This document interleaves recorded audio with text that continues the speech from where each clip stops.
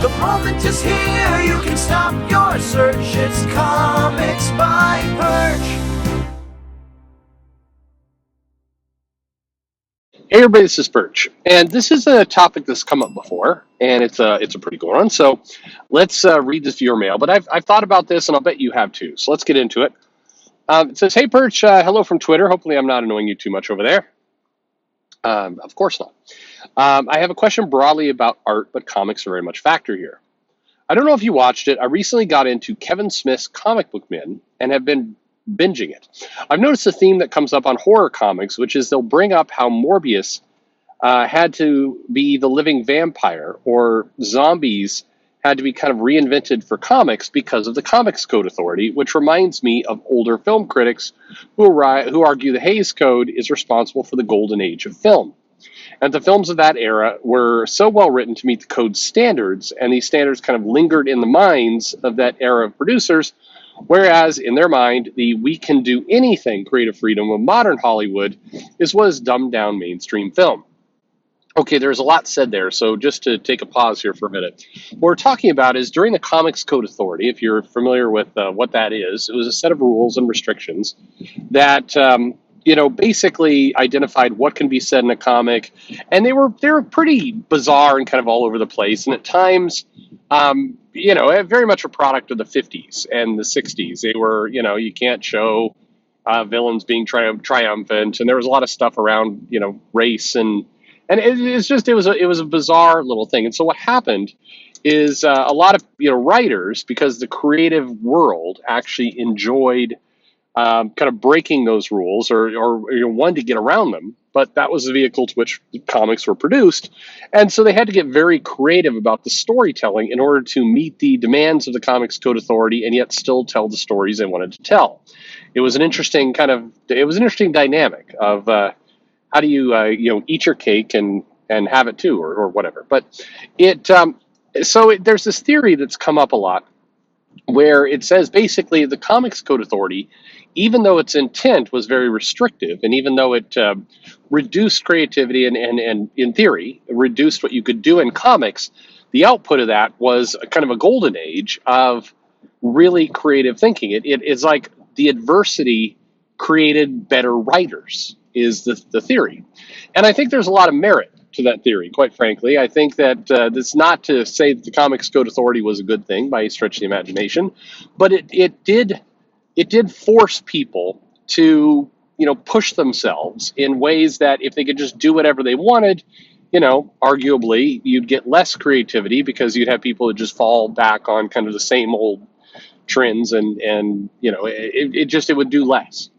And I think as time has played out in comics, I think there's a lot of truth to that. I think that we've seen, the problem is there's a lot of factors at play, not just the Comics Code Authority. So it's very hard to say, well, the CCA went away and then look at what happened. I don't, unfortunately, also what went away was the newsstand, and what went away was a lot of kind of the financial incentive, and there was also an easier barrier to get into comics with other direction. Like, a lot of things changed, so it's hard to point to one thing and say that's responsible for all of it. I don't think that's something you can do, but it is a factor, and I think it's an interesting theory, and I do personally, if you were to ask me, I do agree with the general theory, or the premise, that the Comics Code Authority actually forced writers to do more and be creative. Still, it was also stifling. So it's like a lot of things. It kind of did multiple things, but I think it did hone better writers. So anyway, let me get back to the mail here for a second. It says there are some unique gems in comics that are almost certainly would have been more dull and forgettable had they been made without the CCA. Do you think so, or was more lost than gained? And for what it's worth, I'm not asking for the code to return, just asking if restrictions, in an ironic way, actually boost creativity, or do you think that's a myth? Art seems to be full of both cases, where art was ruined by too much creative freedom and also too much interference. So this could be a broader topic of how much interference is too much versus not enough. I do find it kind of funny to see modern comics slapping the CCA logo on them for gimmicks. Also, what's your favorite movie starring Nick Cage from one fan to another? Ooh, Nick Cage. I mean, Nick Cage is just a gift on every on on all levels. So let me talk more about the video, and then I'll come back to that one. I'll have to get that some serious thought. Raising Arizona though is pretty solid of a Nick Cage film, but God, there's so many. Him and Con Air. Con Air is got to be up there. Con Air or Raising Arizona is probably where we're going with Nick Cage. But I mean, if you're watching Nick Cage, you're in for a good time. That's all. That's all I know.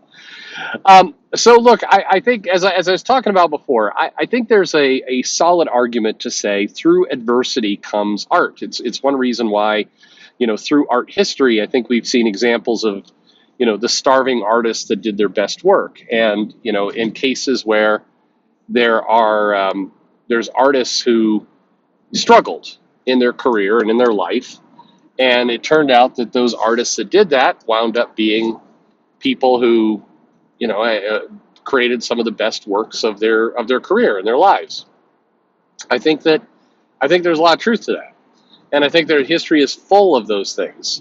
At the same time, like you identify, I think there are limits to that. I think if you slap a ton of restrictions on things, if you make it very difficult to produce anything, if the Comics Code Authority, there was a lot of junk. I mean, one of the things that is true about the past is over time you tend to look at the past more fondly and more favorably than maybe it deserves. And the reason why is simple. You basically, it's very easy to say, man, the comics back in the day were just so much better.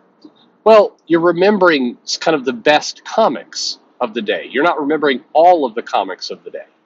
So, I mean, what I mean by that is, yeah, I mean, Frank Miller's Daredevil was amazing. Absolutely. But there are a lot of crappy comics. Nobody ever talks about like the middle of the ROM run, or, the glories of what Top Dog and some of the stuff Star Comics used to do. I mean, nobody's chomping at the bit for that. I talk about John Byrne's Fantastic Four run. It was pretty amazing. But do you remember the Fantastic Four run where like the Thing's face got all mushy and he had to wear a funky helmet? That was not as good of a run.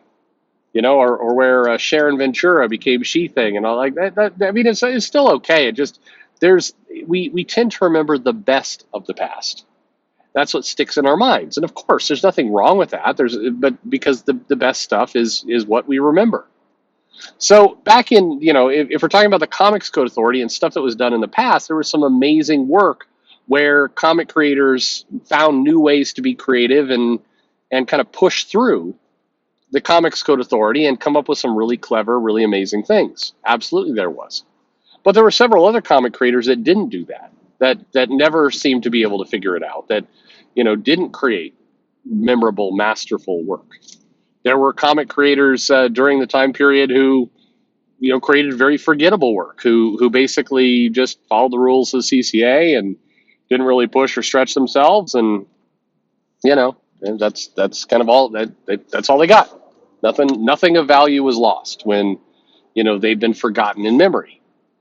So I don't think it works with everyone, but I do think there's a lot of wisdom to say, with no restrictions comes no responsibility, and just like Spider-Man, if you have no, if you don't worry about what it is that you're creating, if you don't feel like you have to challenge yourself, if you don't have to, come up with ways to break the system or at least modify the system, then you maybe don't create as creative a work.